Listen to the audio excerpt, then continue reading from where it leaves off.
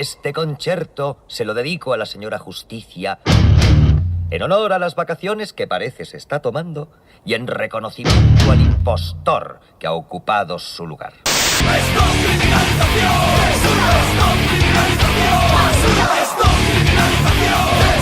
¿Dónde está la libertad de expresión? 5 minutu besterik ez dira gelditzen gaueko 12etarako. Gaur dakizuenez, Negu Gorriak taldeak isuna jaso du, 15 milioitako isuna. Rodríguez Galindo koronelak, teniente koronelak jarritako denuntziaren ondorioz. Berriro ere, estatuaren errepresioa argi gelditzen delarik. Datorren abestiak hitz egin izena du eta beregin azken diskan agertzen da, berei eskainia. Agur Galindo, zensurarena. Agur Galindo, torturarena. Agur Galindo, gatito lindo, berdetan berdena, berdetan berdena.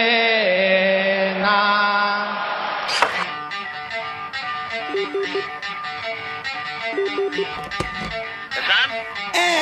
Que enteratu eres!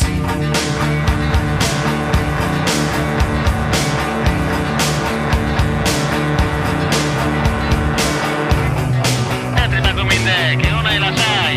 Luisi baten motor motel, berritzen erai. Ez alduk irakurri egunkaria dakarrena, Francisco Rodríguez Galindo, teniente koloberarena. Sei, Guardia Zibila, Txarrondoko kuarteleko komandantea.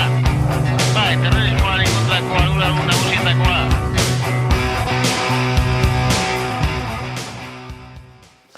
Bai, bueno, ni kontatu nahi duena da, nahiz eta hau den ospetsuena, kortaturen garaian ere bai, zentsura pareatu genuen, 1987an kontzertu bat debekatu ziguten Madrilen, egin behar genuen Madrileko bi taldekin, beraz, 80. hamarkadatik ja badator hau. Gero, latzena, ez bairik gabe, hemen Negu Gorriakekin etorri zen, izan zelako ja usidu judizial bat, 10 urtez, ez?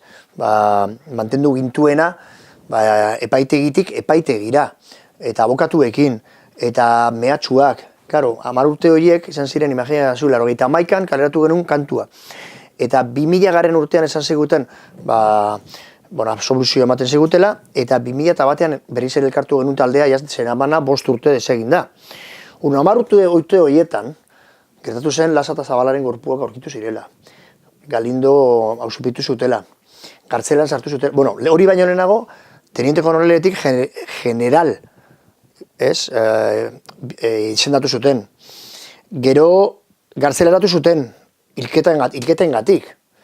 Eta horren, gure abokatuak esan zuen, orain, gartzelan dagoela, eskatzen dugu, gurea bertan bera gelditzea ez. Eta abokatuak esan zuen, ez, dago gartzelan hiltzailea izateagatik. Ez narkotrafikatzailea izateagatik, hori dela Negu Gorriak esaten duena. Eta horren, beste 5 urtez oraindik hor, ez? Horren oso latza izan zen garai horretan, imagina zu ze poterea zeukan Galindok, Intxarrondoko burua zelako, eta Intxarrondotikan ze gauza egiten ziren, ez?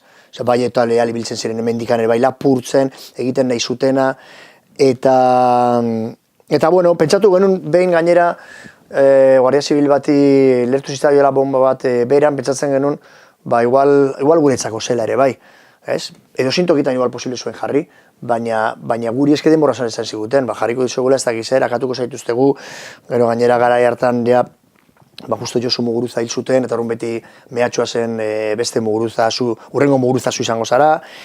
Orduan ezen bakarrik zentsura eta prozeso judiziala baizik, eta paraleloki, ze jazarpen mota egiten zuten gure kontra, ez?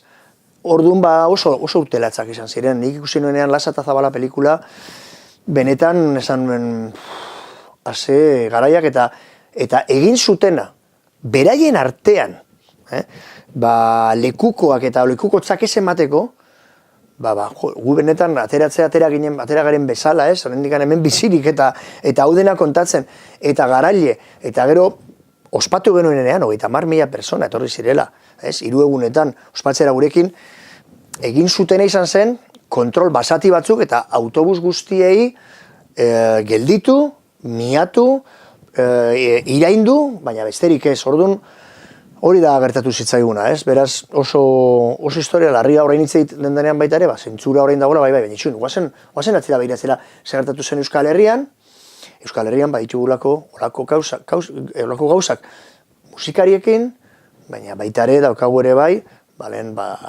egunkariak itxi zizkigutela, eta lehenengoa izan zen, justo, hori ez, garai hortan ere bai, ez? Egin irratiarena, nigo nintzela egin irratian. Zoran ez, 98an, justo tarte horretan gu baita ere prozesu judizialaren barruan egon dela, ez?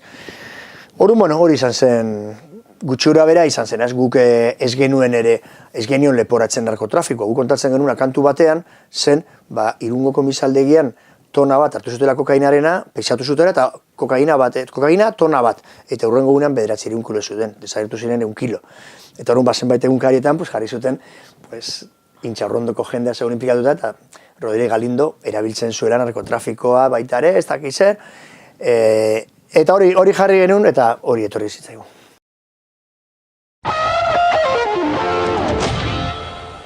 Bueno, este es un concierto que hicimos en Barcelona para Spundik, un programa muy guay.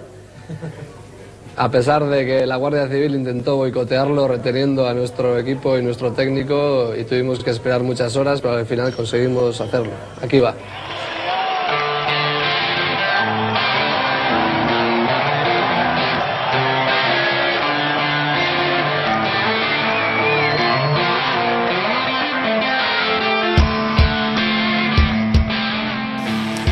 Nik uste dut lehiaketarik egiten, eta esaten denean, orain okerrago edo ez, nik sentitu izan dudana izan da, oso latza, esaten dizut. Jordaturekin debekuak, neu horriakekin 10 urtez horrela, egotean genukala beraien espata, beraien justiziaren espata hemen lepoan. Ezen bakarri neu horriaken kontra, zegoelako baita ere, auzipetua esan ozenki dizketxea. Horren posible zuten hartu master guztia, horregatik hartu ginen talde guztiok, horren esen bakarrik talde baten kontra zen, gu egiten ari ginen lan guzti horren kontra. Orduan, imagina, zuelaro margaren amarkadan. Eta gero, etxegin behar dugu eginetaz, etxegin behar dugu egunkariaz, baina etxegin behar dugu ardi beltzaz, eta etxegin behar dugu partiduen ilegalizazioaz. Orduan, karo, ze gertatu den, orain zabaldu egin dela, Mozal legea dela medio, eta orain, karo, daukaguna da, Baltonik Laguna, daukagula kanpoan, Paula Jasel, eta, Alfredo Bera batean hor egotea gartzelan, erabat injustoa den sententzia batengatik, baina hori ez, nik orain abestuko banitu, orain abesten ditut beste kanta batzuk, eta orain egin du baita ere pelikula bat, eta pelikula horren inguruan hitz egitara joan nahi zenean, Telebista Espainolara, urrengo egunez esan dute, atera da VT eta Partido Popular, eta atera dira esaten, ezin dela hori onartu, ni ezin naizela azaldu telebista edo kanal publikoetan, eta hori segulako zentsura da. Abestuko banu lehengo, edo orain baita ere egin dudalako pelikula bat, konbidatu nautelako programatera joateko, zegin dute segulako zentsura, segulako kriminalizazioa, esaten nire izela, artista etaren aldekoa, eta orduan txuritu nahi dudala etaren historia, ez dakiz zer, orduan zeajola zeitzea besten dudan, joaten banaiz orain, eta baita ere, eta horrelako kriminalizazio eta jasarpen ideologiko esartzen egiten badiate. Horren gogorra den, eta guztiz ere, lobby horrek duen indarra, gai direla presionatzeko, eta naiz eta orain beste zuzendaritza izan, Telebista Espainolak ateratzeko kasetaria eta barkamenak eskatzea norbait mindu badu ni eraman izanagatik. Baina zer da hau? Esaten duzu, eta ero gezurrak esaten gainera. Hori kasetaria, baina nola? Egin zen elkarrizketa, posizioen elkarrizketa egin zenidako, eta horrein, barkamena eskatu behar duzu, ni elkarrizketatu izanagatik. Horren, karo, gero, Partido Popularrak eta UBT jartzen dutenean makinaria guztia martxan, horren, karo, esaten dute, ni bi aldiz egon izela auzipetua, UBT salatu eta hori gezurra, nizan nuen izan zen, Galindorena, eta irabazen nuen. Orduan ezin dute, orduan gezurtiak dira gainera, ez? Baina lortzen dutena da hori, ez? Berriz ere nire kontra eta ni jartzea hor berriz ere azkenean diana batean. Begi puntuan jartzen dute berriz ere, ez? Jartzen duten bezala Uli Toledo, eta orduan ni nahi super ezaguna, nire opegia da oso ezaguna, eta batean naiz edo zein tokira dorrela, badagoela susceptibilidade bat, momentu batean, agresio bat izateko. Gertatu izan ziren batzutan, hori ez, edo iraina, edo ez dakiz zer, edo toki baten ere bai, nire seme alabekin nengoela, eta hiltzaileak, eta Viva Espainia, eta ez dakiz zer, ez? Orduan, hori agertatzen den, orduan nik ez dut konparazio egiten, nik uste duana da, bizitza osoa egon naizela lan egiten, eta proposamen kulturalak eta artistikoak egiten, beti saiatu direla zentsuratzen, nik jarraitzen dut aurrera, nik ez dut autozentzurarik egiten, nik testo ingurua beti kontutan hartuta baita ere, eta nire adina eta dena, gauza batzuk egiten ditut modu batean edo bestean, baina beti paratzen dut zentsura, ez? Hori da nire historia, beraz, leheno, orain okerrego leheno baino, pues ez dakit, orain oso gaizki gaude, eta lehen ere bai. Eta presidentea hori, nola da, oraingo PSOEkoak, Pedro Sánchezek esaten zuen denbora osoan, ez? Lehenengo gauza egingo da izango da, bertan bera bota Mozal legea.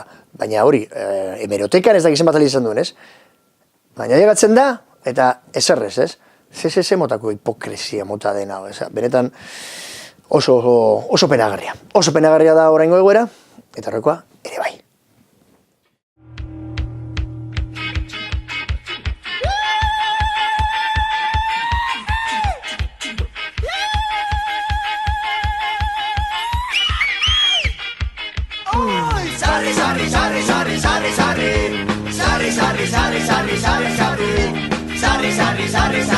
Sarri,